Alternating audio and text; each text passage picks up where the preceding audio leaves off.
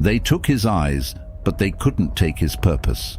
Samson stands chained in a Philistine prison, blind and broken, grinding grain like an animal.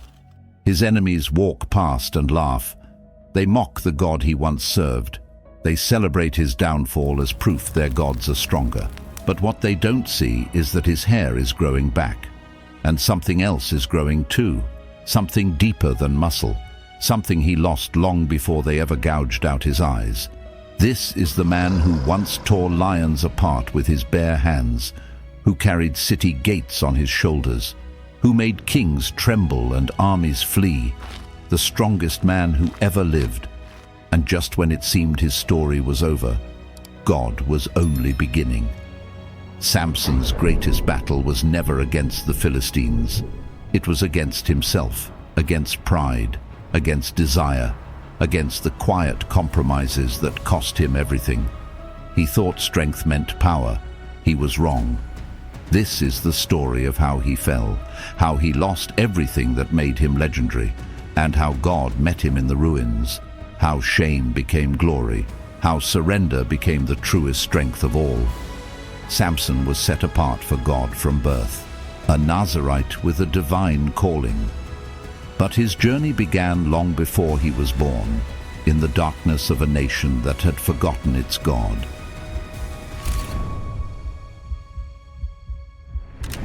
For 40 years, Israel lived under the shadow of the Philistines. 40 years of humiliation, 40 years of oppression, 40 years of watching their enemies grow stronger while they grew weaker. The Philistines didn't just conquer with swords, they conquered with iron. While Israel still fought with bronze weapons, the Philistines had mastered the secret of forging iron. Their blades were sharper, their armor was thicker, their control was absolute. They didn't just dominate the land, they dominated the spirit of the people. Israel had fallen into the same cycle again. They turned away from God, they worshipped idols, they forgot the covenant. And when the consequences came, they cried out for help. But this time, God's answer came differently, quietly, intimately, in a small village in the tribe of Dan. There lived a man named Manoah and his wife. She was barren, unable to have children. In that culture, barrenness wasn't just a personal sorrow. It was seen as a sign of divine disfavor, a mark of shame. But God has always had a way of using what the world calls impossible. One day, an angel of the Lord appeared to Manoah's wife, face to face, undeniably real. He told her, "You will conceive and give birth to a son. No razor may be used on his head, because the boy is to be a Nazarite, dedicated to God from the womb. He will take the lead in delivering Israel from the hands of the Philistines." As written in Judges chapter 13, when Manoah offered a sacrifice, the angel ascended in the flame. The couple fell to the ground, trembling, not in fear, but in awe. They had just witnessed the impossible, and soon, from a barren womb, God would begin his rescue. The child's name would be Samson, little son, a flicker of light in a nation drowning in darkness. Samson was born under a vow that would define his entire life. The Nazarite vow, a sacred commitment that set certain individuals apart for God's purposes.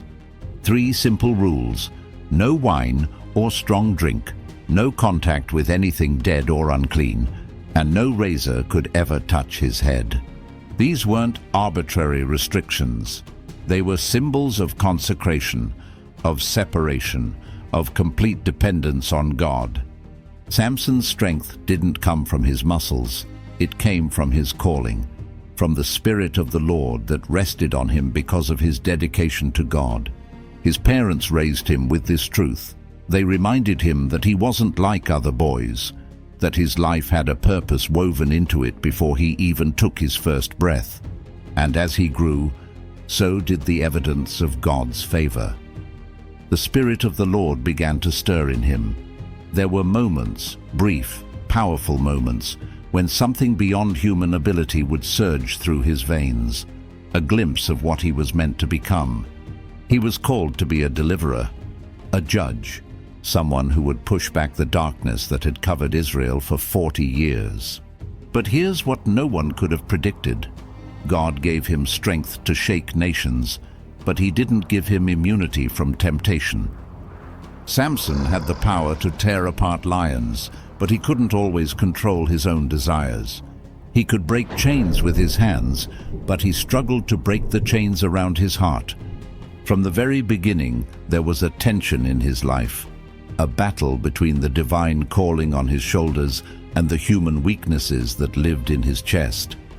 And it was in that tension, between who he was meant to be and who he often chose to be, that his story would unfold. A story of extraordinary power and devastating compromise. The first crack in Samson's armor didn't come from an enemy's sword, it came from his own heart. One day, Samson traveled to Timnah, a Philistine town, and there he saw a woman, a Philistine woman, and he wanted her. He went back to his parents and said, "Get her for me as my wife." His parents were devastated. "Isn't there a woman among our own people?" they pleaded. "Do you have to marry a Philistine?" But Samson insisted, "Get her for me. She's the one I want." It wasn't love, it was desire. And desire, when left unchecked, has a way of rewriting our priorities. On the road to Timnah, something happened that should have been a warning. A young lion came roaring toward him, and in that moment, the Spirit of the Lord came powerfully upon Samson.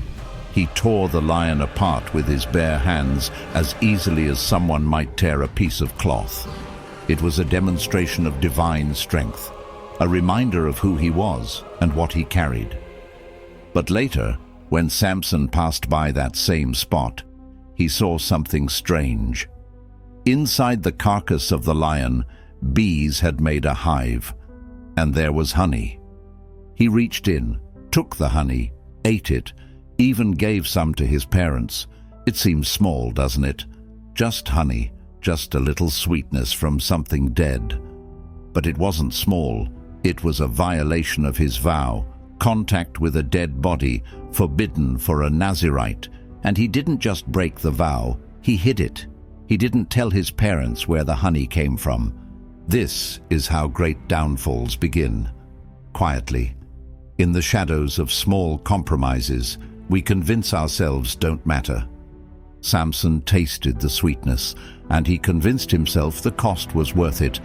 But compromises have a way of growing, of demanding more, of leading us further than we ever intended to go. And Samson's journey into compromise had only just begun. Samson's wedding feast lasted 7 days, as was the custom.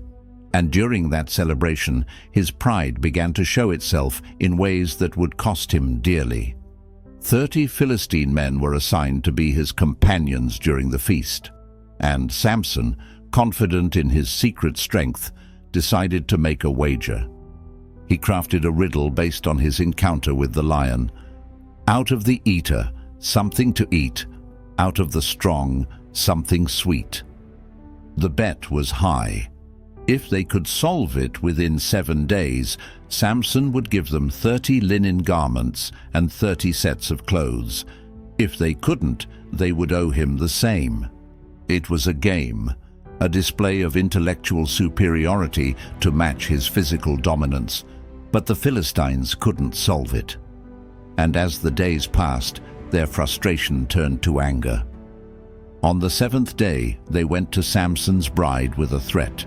"Coax your husband into explaining the riddle, or we'll burn you and your father's household to death." Terror gripped her. She went to Samson weeping.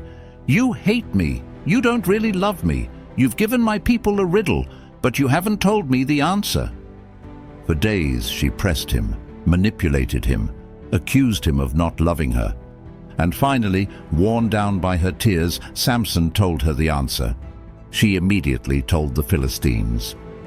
On the 7th day, just before sunset, the men came to Samson with the answer. "What is sweeter than honey?"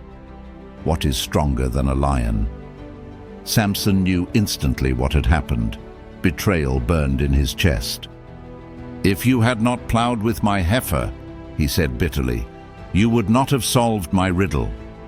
The Spirit of the Lord came upon him in fury. He went to Ashkelon, struck down 30 of their men, took their belongings, and gave the garments to those who had solved the riddle. Then he stormed away, leaving his bride behind. Pride blinds us long before the enemy ever can. And Samson's pride had just opened a door to devastation that he couldn't yet see. Sometime later, Samson's anger cooled. He decided to return to his wife, bringing a young goat as a gift. But when he arrived at her father's house, the father stopped him at the door. "I was so sure you hated her," the man said, "that I gave her to your companion.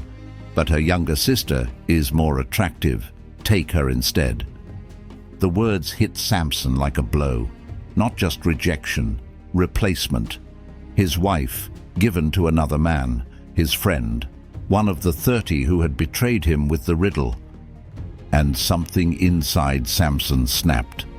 "This time I have a right to get even with the Philistines," he said. "I will really harm them." He went out and caught 300 foxes. He tied them in pairs by their tails and fastened torches between each pair. Then he lit the torches and released them into the Philistine fields.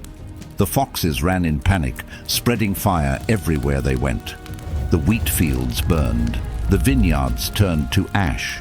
The olive groves, symbols of prosperity and peace, were consumed by flames.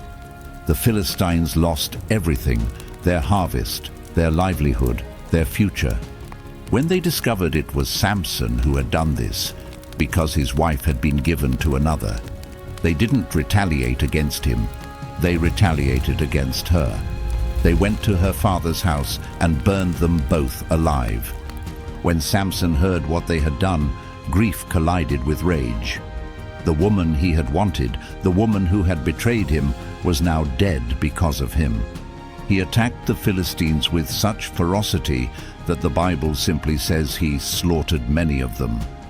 Then he fled to a cave in the rock of Etam, hiding from the consequences of his own fury. When anger becomes your master, your victories turn to ashes. Samson had wanted revenge. He got it, but the cost was a trail of death that included the very person he once desired.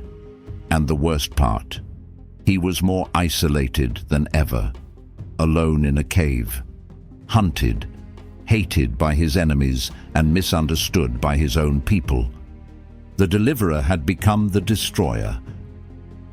The Philistines weren't going to let Samson hide.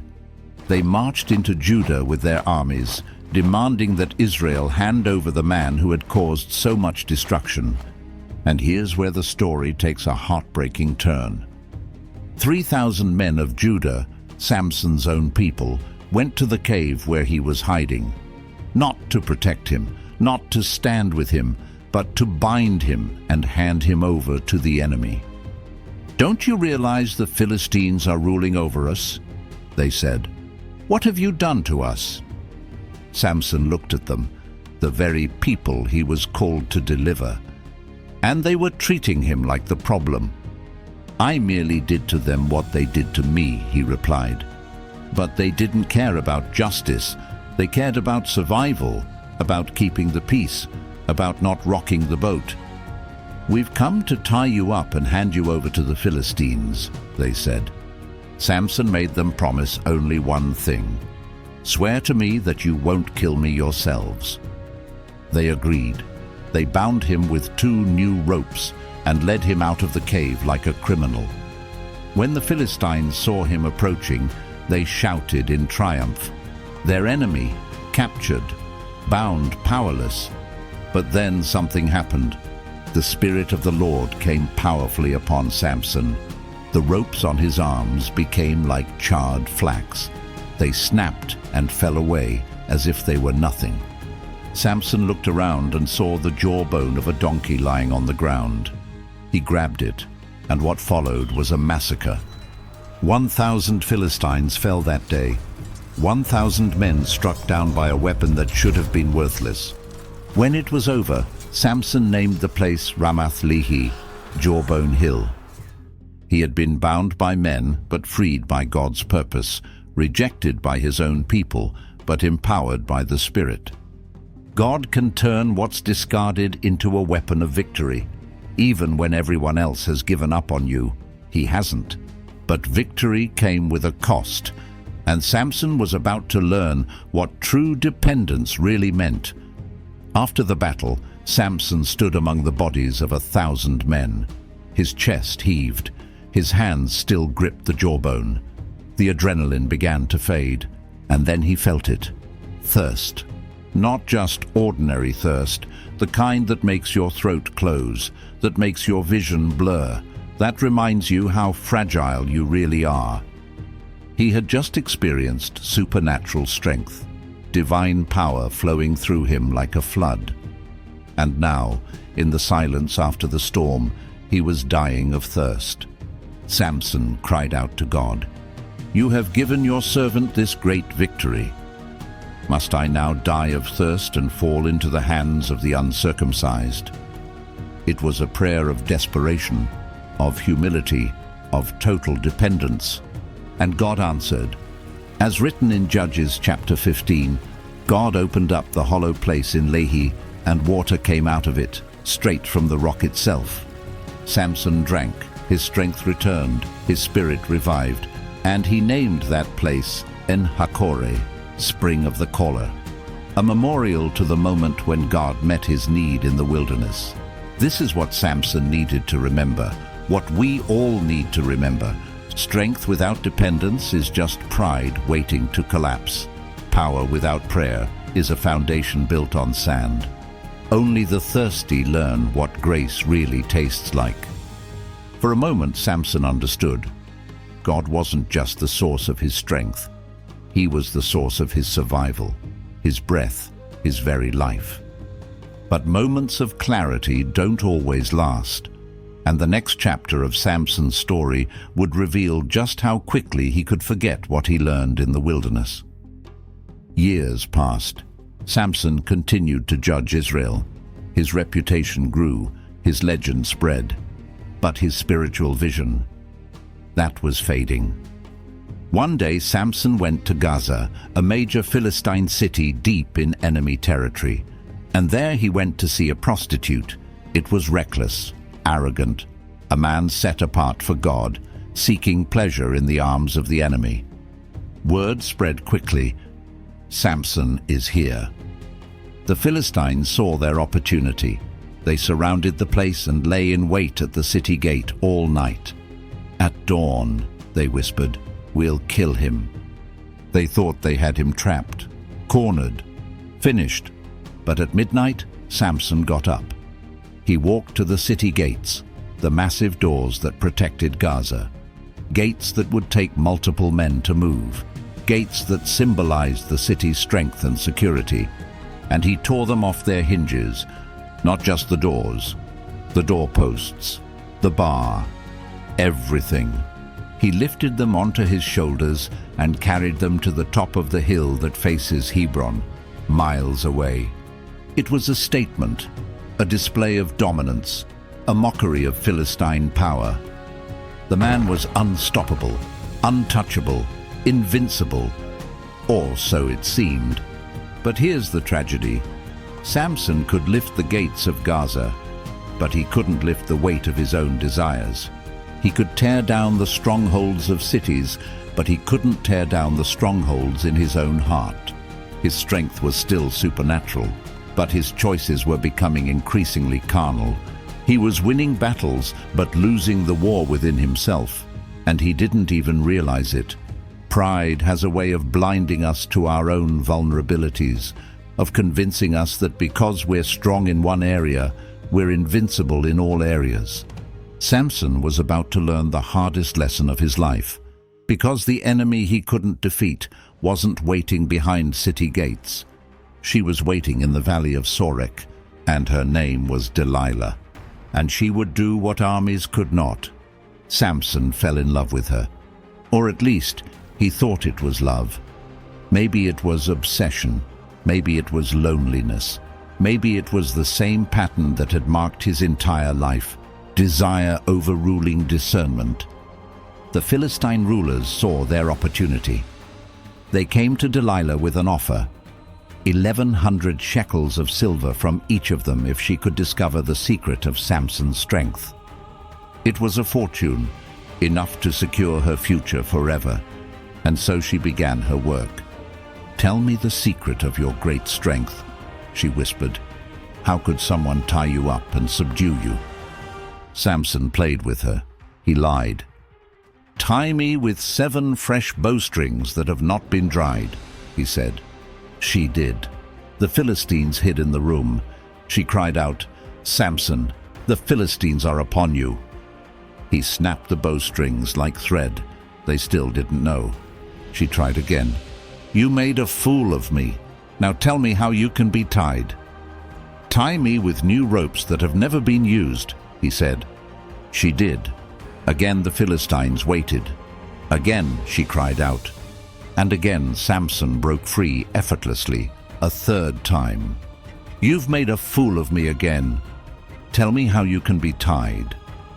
"Weave the 7 braids of my head into the fabric on the loom," he said. She did. She fastened it with the pin. "Samson, the Philistines are upon you." He woke up and pulled away the pin and the loom. But Delilah wasn't finished. She had a weapon more powerful than ropes or bowstrings: manipulation. "How can you say, 'I love you,' when you won't confide in me?" she said. "This is the 3rd time you've made a fool of me and haven't told me the secret of your great strength." Day after day she pressed him, nagged him, wore him down until, as the Bible says, he was sick to death of it. And finally, Samson told her everything. "No razor has ever been used on my head," he said, "because I have been a Nazirite dedicated to God from my mother's womb. If my head were shaved, my strength would leave me, and I would become as weak as any other man." Delilah knew. This was the truth. She lulled him to sleep on her lap, and while he slept, she called for someone to shave off the 7 braids of his hair. Then she called out, "Samson, the Philistines are upon you." He woke up, thinking he would escape as before, but this time something was different. The Bible says it in the most devastating sentence in his entire story. He did not know that the Lord had left him. The Philistines seized him, gouged out his eyes, bound him with bronze shackles, and took him down to Gaza, where he once carried the gates, and made him grind grain in the prison. He lost his eyes, but it wasn't blindness that defeated him. It was forgetting where his strength came from. Samson, the strongest man alive, was now blind, chained and grinding grain like an animal in a Philistine prison. The wheel turned, round and round, day after day, the same monotonous rhythm, the same humiliation. The Philistines would pass by and mock him, laugh at him, spit on him. The man who once made them tremble was now their entertainment. But something was happening in that prison that no one could see. Each rotation of the mill became a prayer. Each step in the darkness became a moment of reflection. Each chain that bound his body couldn't bind the awakening happening in his soul. For the first time in years, maybe for the first time in his life, Samson had nothing left to rely on but God. No strength to boast in, no eyes to lust with, no freedom to chase his desires. Just silence, darkness, and the slow, painful work of repentance. His hair began to grow back. The Philistines didn't notice, or maybe they didn't care. After all, they had already broken him. They had gouged out his eyes. What could hair do now? But they didn't understand what Samson was finally beginning to understand. His strength had never been about his hair. It was about his consecration, his dedication, his covenant with God. And in the grinding stone prison of Gaza, Samson was being consecrated again, not by a vow his parents made, but by a surrender he was choosing for himself.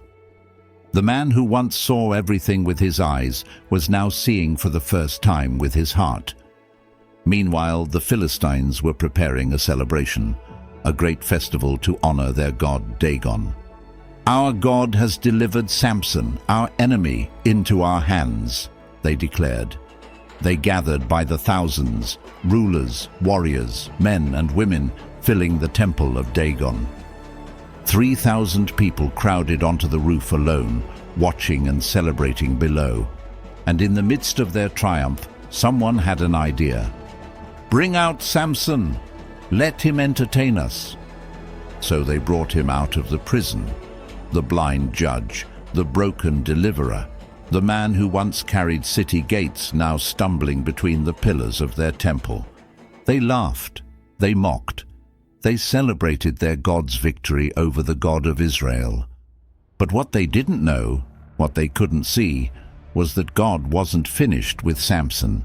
He wasn't finished forging strength that comes only through surrender.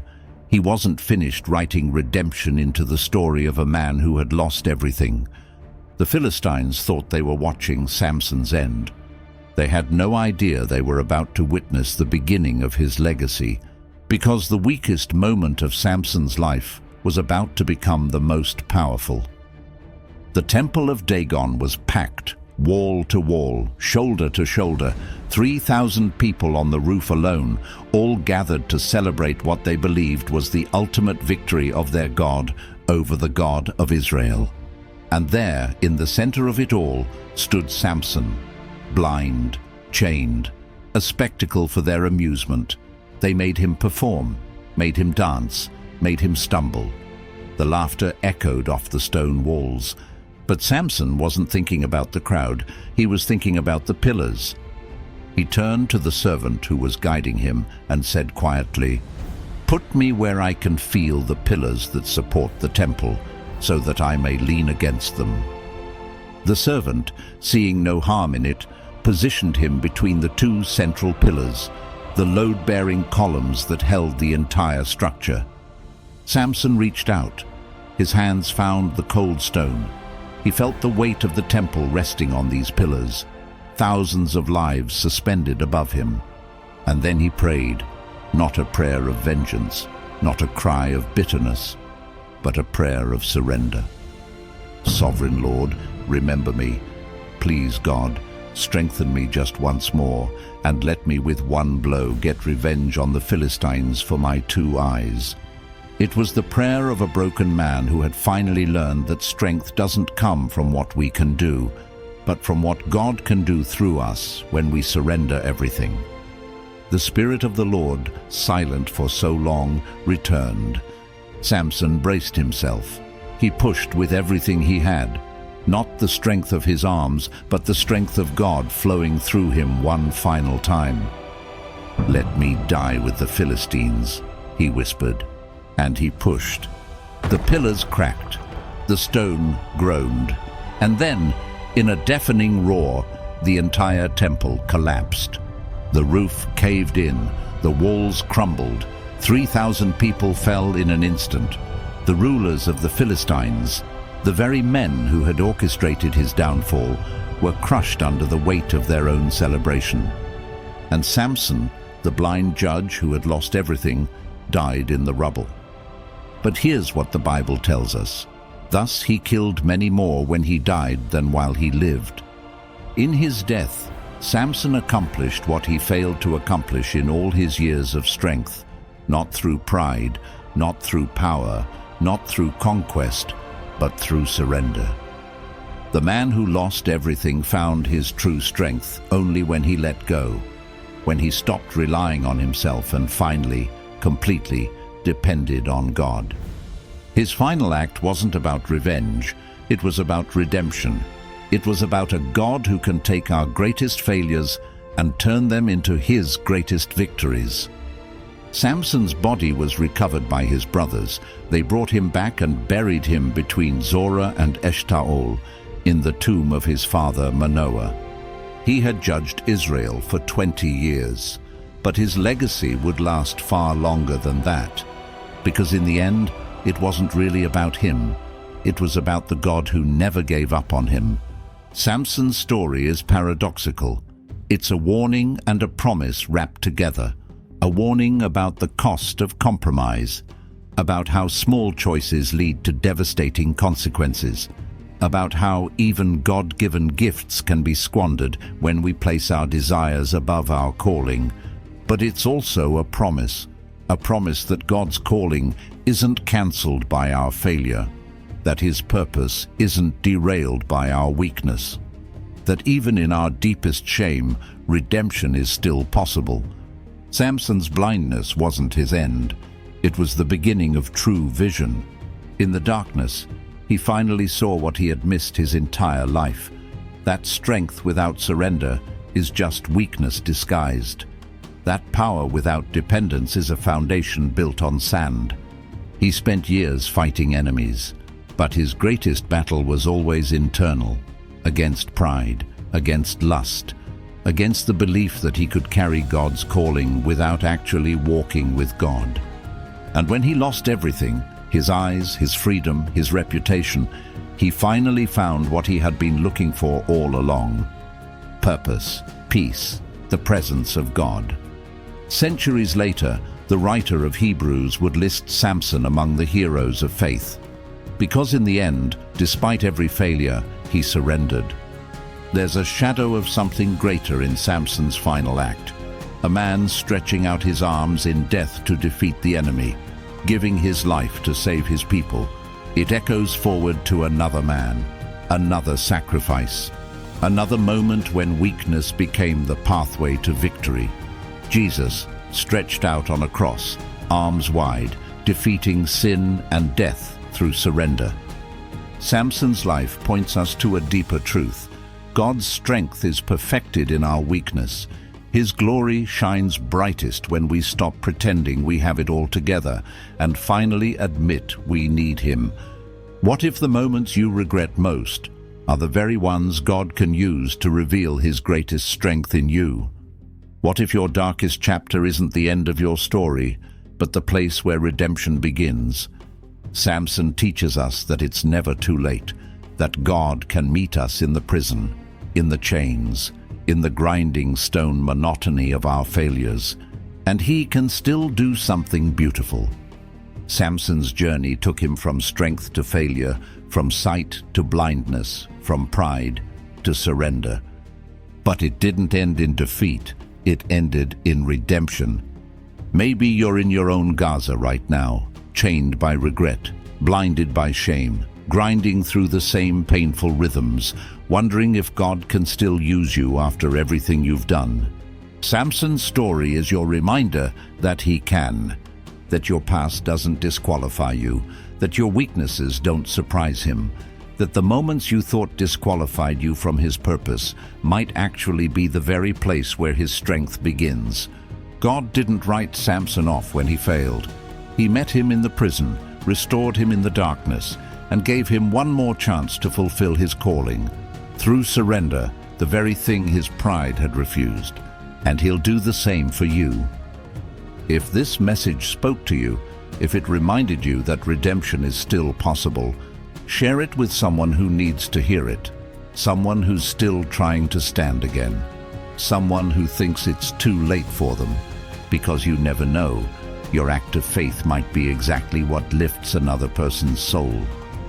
Samson's legacy isn't that he was perfect, it's that he was redeemed. And that same redemption is available to anyone willing to surrender. So if you're grinding stones in the dark right now, remember, your hair is growing back, your strength is being restored, and God isn't finished with your story yet. May your weakness become the place where God's strength begins.